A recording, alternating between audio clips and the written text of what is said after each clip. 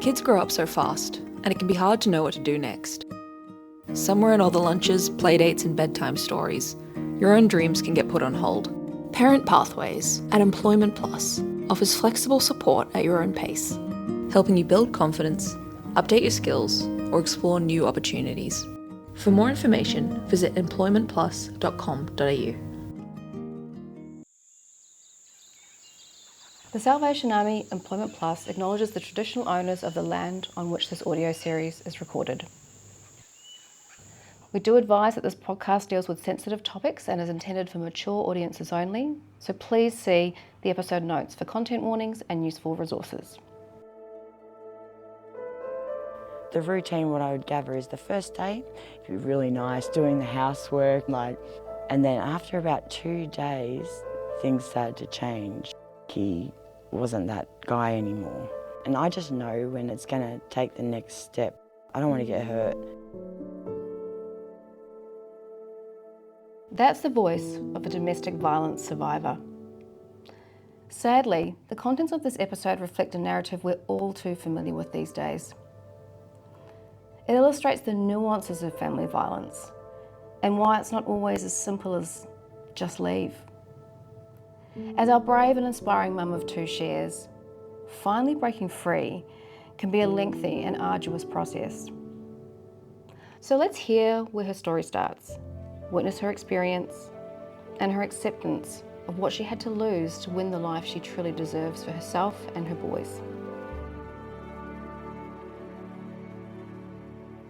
So today I'm with a special person who I met through the Parent Pathways program. We know that, when it comes to finding work, we're whole people and we have all sorts of challenges in our life. And as we got to know each other and share stories, it became apparent to me that you have a very interesting story to share and one that perhaps other parents may also resonate with. And that is, having lived through a situation of family violence. It's something that we're hearing about in the news all the time at the moment. And I really admire you coming and having a chat to me today about your story. That's okay. Thank you for having me. My pleasure. People often wonder, how does family violence start? How do we get ourselves into a situation where we're in an abusive relationship? But it doesn't start that way, does it? No, you wouldn't even see it coming. Other people might, but you wouldn't, not if you're going through it. Yeah. Tell me about what it was like when you first met your ex-partner. That's back in, a good 8 years ago now. Mm. Tell me what it was like when you first met him. Very magnetic, very strong. But to be honest, when we first met, I kind of looked at this man and I was like, oh, I feel like this is going to be a story or a journey. But didn't know if it was going to be good or bad. It was just strong and I had to meet him in a way. Compelling. Yeah, How'd you meet? So we were at a bar and my friend was with me and we looked over at these 2 other boys and my friend's like, let's go talk to him. And we started talking and just eyes locked. And we actually went home that night together and spoke and fell asleep together, just cuddling and that. So that's one way to win a girl. You're not in it for the one reason. Maybe he was... Maybe he planned this, I don't know, but that's how you'd catch my heart, not in it for one reason. Yeah. And a couple of nights, he stayed the next night, still just cuddling, talking, not pressuring anything on me. Yeah, but things, after a few weeks or so, I was living with a girlfriend at the time and she was moving out and I either had to find a way to pay her side of the rent, or he suggested, why don't we get a house together?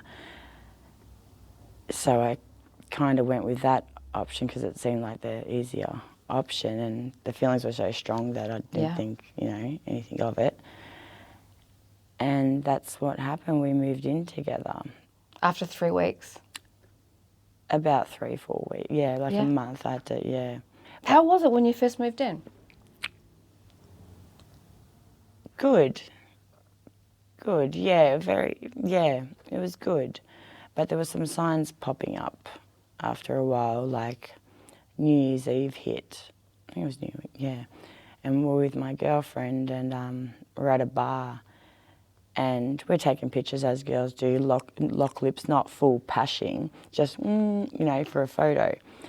And all of a sudden there was a bottle smashed and I was like, what the hell? And he goes, you just kissed her. Yeah. Very jealousy coming out over not even a pash, which all girls do. That was my personality with my girlfriend. But with the way he reacted, started to make me think, no, maybe that is wrong if I'm with him and if he was doing that with his mates, maybe I'd get a little bit jealous too. So I changed my way of thinking, and you got to think if it's not good for them, it's not good for, you know what I mean? How did that night unfold? Well, so I took off with my girlfriend. I said, this night's over. It's ruined, stuff, New Year's or whatever. And I left him and I'm getting messages from him, so you choose her over me, this, that. And I'm like, no, let's just get out of this city and go home and just rethink. So I didn't even message him back. So I took her back to our place, which wasn't the best thing. So I've set up a bed in the lounge room and we're laying down, going to sleep. We had a little talk about what happened and said, let's just go to sleep. Well, maybe 2 o'clock in the morning, he comes through the door and he's like, can't believe you brought her. Oh, we got woken up, this, that. She had to leave. And I remember her standing at the door saying, are you coming? But in my head, I'm like, I've moved my whole house. I've also had some past relationships where I've learnt things. And I've lost a lot of things along the way, and my mum passed away and passed a lot of things down to me. So I had that stuff in this house, and I couldn't leave because I would be leaving my stuff. And I don't know this man fully, but as when I was aware of, things will get broken, I won't get my stuff. So I said, it's no. complicated. Yeah, it's complicated. And so I said, and he's looking at me, and I don't want this to escalate. So I'm like, no, I'm going to stay here. So I lost that friendship and because I didn't walk out with her, but I don't think she understood the situation, or myself understood the situation that was going on. So I stayed. And how did the rest of the night go? A bit of arguments, this, that, and I was just like, okay, I won't do it again, I'm sorry. I didn't know, we're new to this relationship. I don't know what is allowed and what's not. So we went to bed and slept, and it was all better again the next morning and stuff, And everything sort of went smooth for a little bit? Yeah, there was other signs, I can't exactly. How long was New Year's from when you moved in?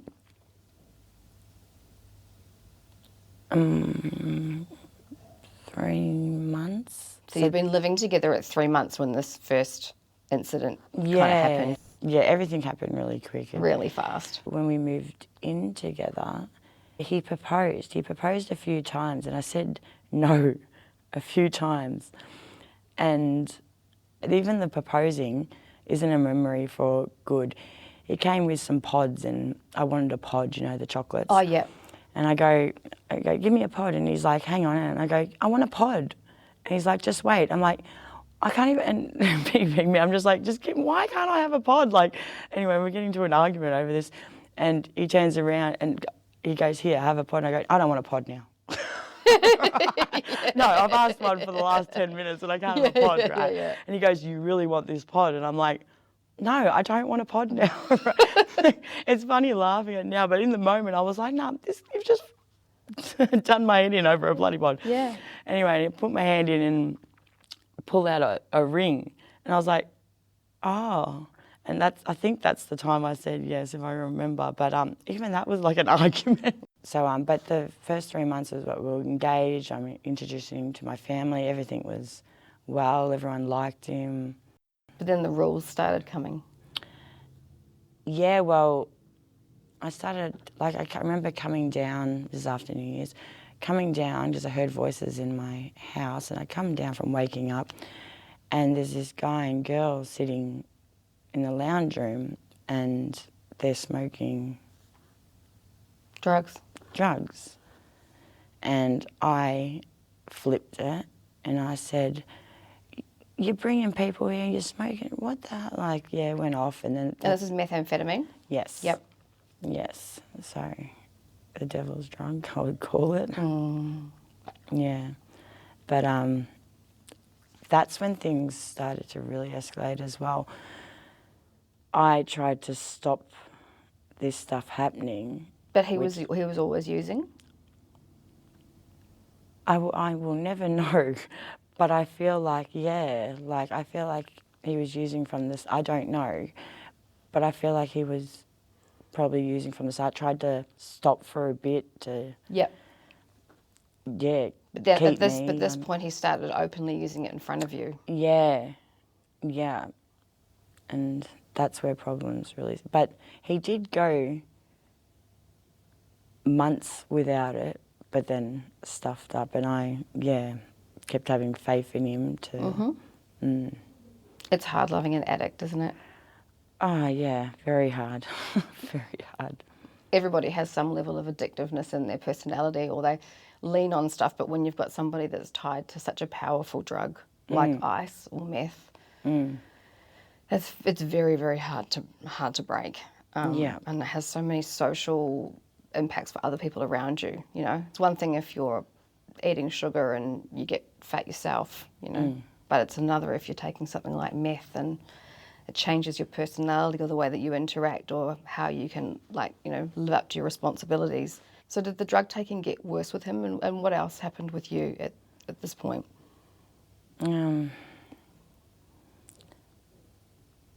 At that house, I remember the back it had a toilet and like a dunny kind of thing. I don't know why, but it was in the car park section. Oh, like an outhouse?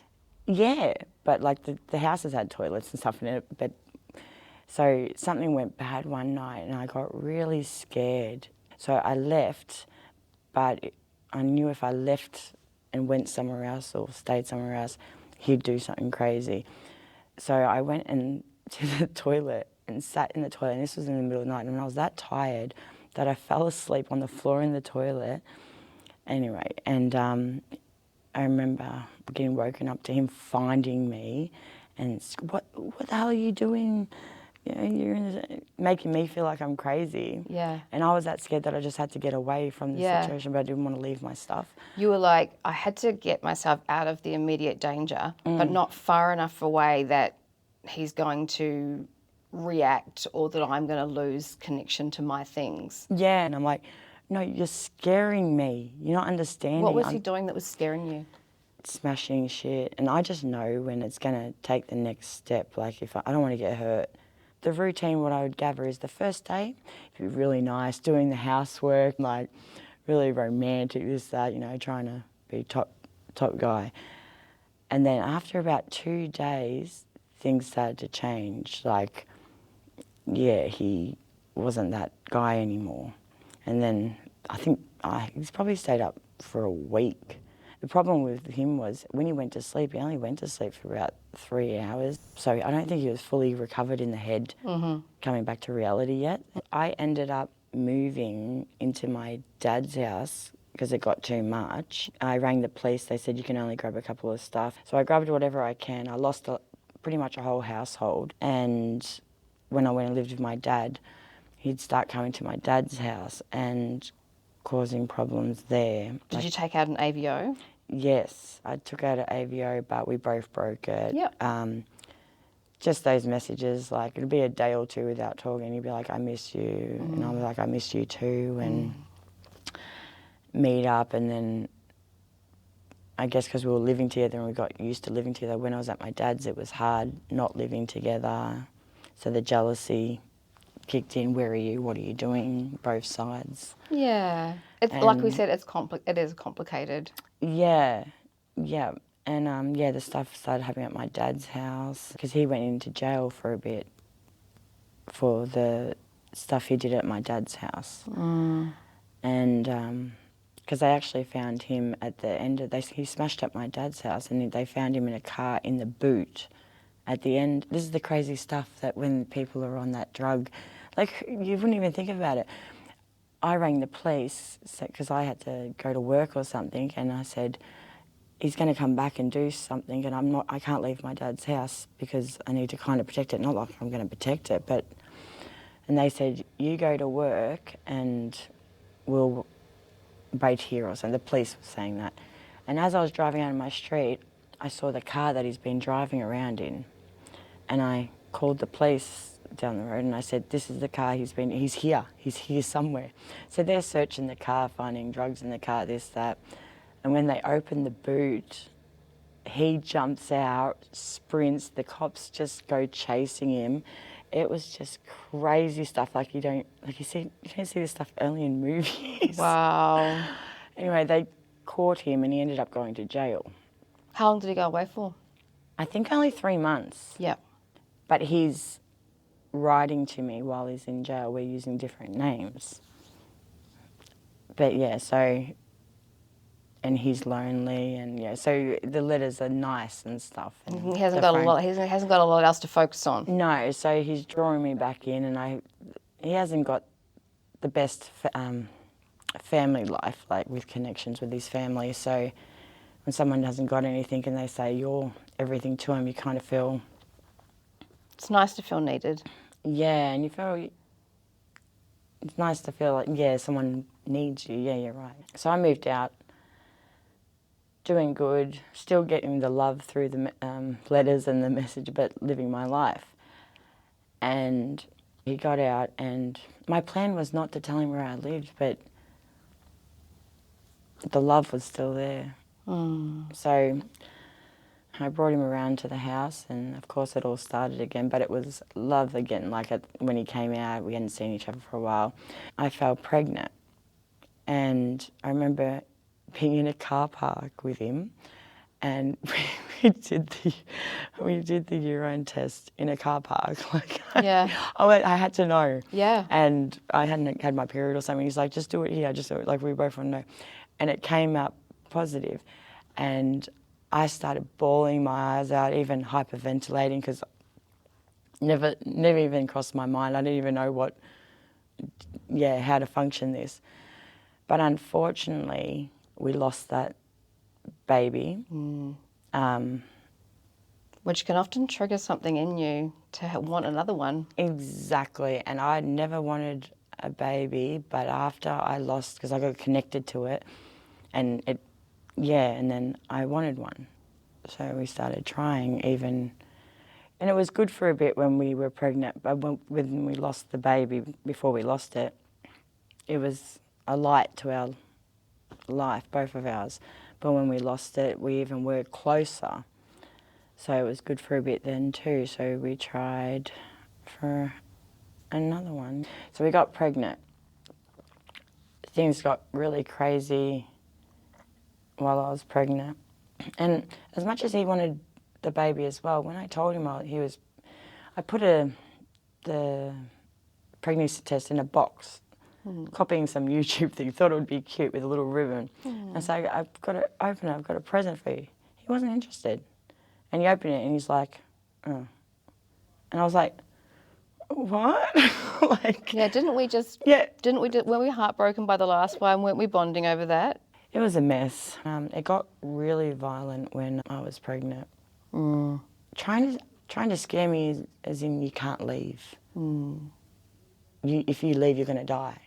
I had a dog, caught him in the backyard of the loft once, and this is when I found out he was doing other drugs. So juice. I don't know what that is. No, I know it as the rape drug. Oh, okay. Back in the day, they used to take it to knock the girls out. Yep. Yeah. So he was going to give my dog juice, and if you don't let me in the house, I'm going to give just stuff like that. But that's when I found out he was on that, and I started doing some research on that. That's them two together, even on their own. He started walking funny and stuff like that, and that's when I can tell he'd been on it and stuff. They can't see themselves on it, but other people can, and you look crazy. But yeah, when he started hitting that even got worse. Wow. Yeah. And so would the violence and anger just come from nowhere, or would you? He would turn, yeah. If I said something wrong. And even if, like I said, if we were at the shops and a guy looked at me or something, I don't know why I would cop it. Yeah.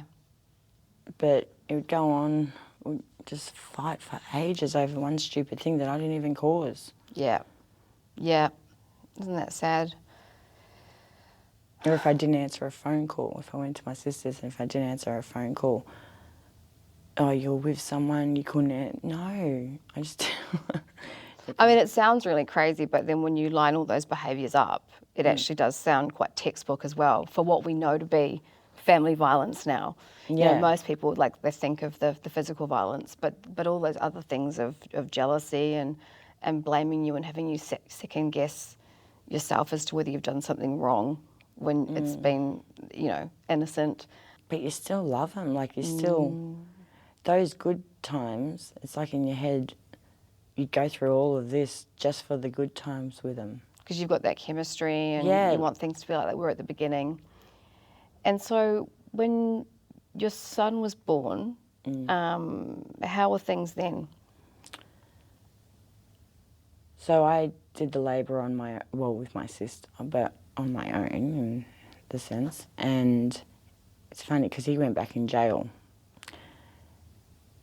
And when we were at the loft, I actually I don't know if this is a bad thing, but I needed him to get locked up to save him, like to give myself a break, give him a break from the drug. So I rang the police and he goes, have you rang the police? I go, no, I haven't rang the police. And he went to leave, he knew, and I was holding on to his jacket and the police rocked up and he tried to run and he would have got away, but I held him because I was like, and he looked at me, he's like, no, I'm like, yes, you've got to go. And So you spent most of your pregnancy alone? Yes. Yeah. Yeah, going to appointments, which was, yeah, quite sad, but still having the letters coming again. Because as much as I held him, I did it. I did it because I loved him and I needed him You to... thought he was getting help, and what did he go in for? That 9 months. What was the charge? Cutting me with a knife, I think strangling, popping tyres and my tyres and stuff. So a series of violent acts against yourself. Yeah. Yeah. And I never told them exactly. I remember delling down. What he actually did. Because I didn't want him to go in for such a long time. I didn't want to ruin someone's life. Because he actually is a good guy. It's just the drugs. Yeah. Yeah. There's a lot of that, though, isn't there? Not ruining a good guy's life. And unfortunately, by doing that, there's a path of other people's lives that get kind of ruined in the wake of it. You could ruin, really he's ruining his own life, but... Yeah. So how old was your son when he came out of prison? Baby was born and he got out the day after. Wow. And I wasn't for someone not to let him see his child. You were full of happy hormones. You've just given birth. I wanted to, yeah, that's right. But I was at my sister's house and I thought this will be a safe place, for him to come around and see the baby. And he came around and it all started, it felt like everything was good again. He even looked clean because it was such a long time. And he put on weight, he looked, and he was clean. Yep. But how long did he stay clean for? A while that time. He was and I got a house not long after. So we moved all in back thinking it's going to be the happy life. It was for a bit. It was. But something changed in him after maybe 3 months of having him good, waking up in the middle of the night with me, everything to help with the baby. He was really good. Till 5 days him gone and I'm home with the baby. And then coming back every 5 days. I don't know where he is. I know what's going on. He's on the drugs again. It's hard because you're trying to make it work still. But really you shouldn't because it's over, but it's not. But you did fall pregnant again? Yep, I fell pregnant again. Yeah, when I told him, it wasn't the best. When I told him, he had me up against a wall and he was saying something he was going to do to me, and I said, don't, I'm pregnant. And he's like, you're effing lying, you're lying. I go, I'm not lying. And then he started crying. He's like, you're pregnant. I'm like, yeah. But look at the story that I've got in my memory from when I told him. Yeah, me crying. He's got you up against a wall, and the only thing that stops him from actually hurting you is finding out that you're pregnant. And a lot of the times I remember when we were fighting, and I've got my firstborn walking around, and he's going off, and before, just yelling and stuff over something stupid. Always jealousy, really. Yeah. So before it got to it, I'd go to the front door and sit on the front door step just to get ready and have my little boy near me, just to get ready in case it escalated. Like, I'd have an action plan of what to do. And I'm crying, and I remember him saying to our little boy, go hug your mum, she's crying. And I'm just thinking, what? This is not the life I want. It was shocking. But I'd have an action plan. Every time he fired up, I'd be so close to the door, outdoor, and you'd be like, get inside, what are you doing? I'd be like, no, I'm not going inside. Because a few times I'd be stuck inside and he would barricade the front door and he goes, you're not going anywhere. And I'm thinking, and in those situations, you've got to be smart. And he's saying, you're not going anywhere, and took my phone off me, this, that. And I'm sitting there going, no, I'm smarter than this guy. So start telling him what he wants to hear just to get out of this situation. Yeah. I'm not saying I don't love him or anything, but I have to play this situation. For your safety, right? You go into survival mode. I got smart. Like, I wouldn't say I tricked him in those situations, but the whole time I was thinking, I hate you and I can't believe you're falling for this, but this is how, like, you think you can keep me hostage, tell him that I love him, give him a hug, even lay down with him, whatever, you know, just to get out of that situation. You went into survival mode, and obviously for your little boy as well, you know, with him being in the house, mother's protective instinct. Yeah. I just hoped it would change, but the toxic between us, it became normal. Like, and you guys have been in a relationship of sorts for about 5 years at this point.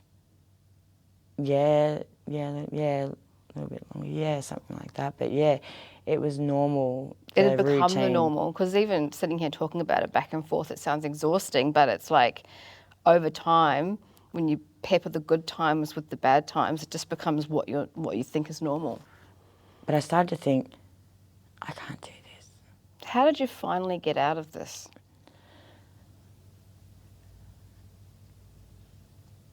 Something died inside me, I reckon, with us. Something, and now I've got my kids. And I couldn't, as well as doing motherhood, I couldn't do all this. It's too much when you're getting up for your kids and you. So something, and when he'd come back, I wouldn't feel. I'd be like, I'm not interested in him. I'd look at him like gross. There was a straw. The straw that broke the camel's back. Yeah. I was in bed and I woke up to him at the end of my bed with a knife and like tossing the knife with his head tilted. And what do you go back to bed? I'm like, what are you doing? And he's like, go back to bed. It's all right. Go back to bed. And I was like, I'm not going back to bed. I'm awake now. Anyway, and there was an argument, and his mum was out in the lounge room, and I'm like, nah, stuff this, breaking my sleep when I got to get up in the morning. Oh, his mum was there? Yeah, she was. She'd been helping you? Yeah, and I go out there, and I tell her, your son's in there with a knife, tossing the knife, and he's going to kill me in my sleep or something. And she sat on my bed, and she goes, I'll sit on your bed while you sleep. And I'm like, okay. So that night when he was flipping the knife and your mum-in-law came up and sat on the bed, what happened after that? So I woke up in the morning and everything was, well, it wasn't fine, but I woke up to him in the lounge room smoking it. I caught, like, not the first time, but in this house, I had new rules in this house. I had kids and... Yeah, no meth. Yeah, no, none of that stuff. So I said, get out, and we had a fight. So he walks out and didn't hear from him for a while. When you say a while, like that was it, he was gone. A couple of days. Yeah. And I was going to a theatre show with my sister, and he knew about the date I was going and this, that. And I've come home from the theatre show and my gate's open and I just knew it. He's come back and stole the motorbike. Obviously he's run out of money, and I was like, return the motorbike now or we're never seeing each other again. And he kept playing these games. He goes, what do you mean, what's wrong with, where's your motorbike? And I'm like, I literally saw you on the camera wheeling it out. I saw the whole thing, like, and he's like, I don't know what you're talking about. I don't know what you're talking about. So I go back and I'm like, right, well done, that's it. A few messages keep coming through every couple of days, every week. Didn't reply, and just left it. Year or two past, going on now. There was probably a year ago, his Snapchat popped up to add me, and I blocked. Yeah. I blocked. I was like, nah, not now. No, Yeah. I'm in my healing process. Yeah. And I actually feel good now, because he used to call me fat and this, that, blah, blah. Which sitting in front of you is an absolute complete rubbish. Thanks. No, but called me fat, and I did have a little bit of weight on me after pregnancy. Had 2 babies. Yeah, but it really got to me. Yeah. And when he left... That's part of the abuse though too. Yeah, I started exercising and I've become a new woman. Like, I don't think I've missed a day of exercising, but I feel good about myself. And like, if he ever go away, I'm still on this mission for myself. How good is that? So you finally said no, and you hear of women going to women's refuge and other having like more drastic measures of leaving, but the dynamics of your relationship, you're in some ways an imperfect victim, because you sort of loved him and you'd gone back and forth with him, and then you realise at a certain point, this is a no. You stopped contact, and fortunately, he's sort of evaporated out of your life. Very lucky. Not every story goes like that. But but every story is different, and I think that's the important thing, is that none of us act perfect. There's no such thing as a perfect victim. Yeah. You don't always do the things that you should because you love the person, or you want to have the family life, or you want to feel needed, or there are lots of good times that people don't see. And so he's out of your life. You start to turn your life around. You get fit, and then I know from the Parent Pathways program that you've also started doing some training yourself. That you started last year. Yes. Yeah, that's incredible. Like, in 2 years, you've gone from being in that situation to getting fit, feeling good about yourself, and now with your boys, who are both still under 6, you're doing training. Tell me about the training. Yeah, so community management, loving it, loving doing something for myself, but I'm leading towards family violence, case management, because that's what I want to do now that I'm so passionately against that, and I feel like I won't judge. Yes. So this course is nearly over, and I'm going to do another course to do with family violence particularly. Great. And will that be funded by the Parent Pathways program? Yes, it will, hopefully. Brilliant. Yeah. And have they also helped you with things like a laptop or anything else? Yeah, so laptop, recently a printer. Yeah, she's looking into getting a desk and chair, which is amazing. I remember looking at courses before I knew about the Parents Pathway, and I'm like, how am I going to save this money to pay for this course? And I'm like, is it an option for me, or am I just going to be a mum? I don't know if it was an email or a letter or whatever it was, and it was saying that I didn't have to, but if I'm interested in Parents Pathways and this is what it can help with, would you like to sign up pretty much. Like, Yeah. and I was like, yes, this is what I'm waiting for. Like this is the answer to my problems. Yeah, because I thought I was doing it on my own, and I was Yeah. like, hang on, maybe they can help me. Like, My course fees and things I need. yeah, and when I went in there, I was thinking of doing a nurse's course, but it just didn't match with my lifestyle. Yep. And Steph, she suggested this course for me, and I was like, actually, this could be on the road to where I want to get to. So, yes. And yeah, you're going to continue on with that. And are you doing work as well? So I'm really good with the Salvation Army doorways, and they help us out with food and stuff sometimes. And yeah, so I've gone and I went in there telling them that my rent's risen, if something. I went in there to talk to them, and she's actually pushed a flyer out to me with, have you heard about Parents Pathway? And I was like, I'm actually doing it. Like, they've helped me do this course. She goes, what course are you doing? I tell her the course. And she goes, has it got placement work? And I go, no. She goes, come see me after your course and talk to me and this lady, because they take placements for another, not the people that I went through doing my course, but another one. But she goes, I'm sure we can find something for you here, because they know me and my family. So I'm going to go in there after I do my course, maybe do some volunteer, get some work experience. Wonderful. Yeah, and I know there's a domestic violence worker there, so Perfect. yeah. That's great. Isn't that cool to think that, you know, through your own lived experience and what you're passionate about, you're going to end up with qualifications and a career where you've got a way to provide for your family, but you're also working in an area that you feel passionate about. And I know so much about now being through it, yeah.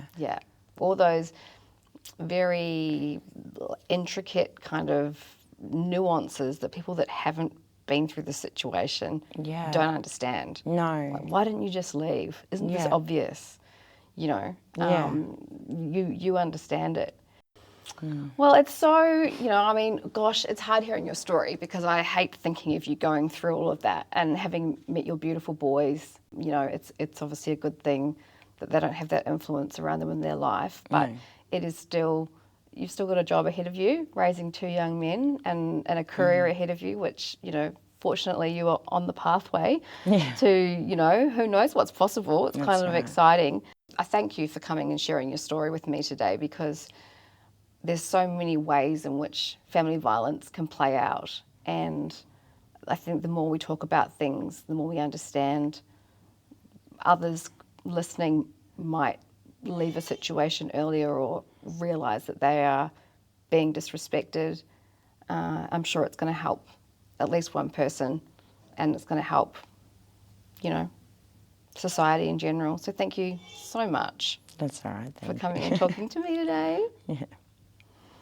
And I look forward to seeing all the exciting things that happen with you in the future. Thanks.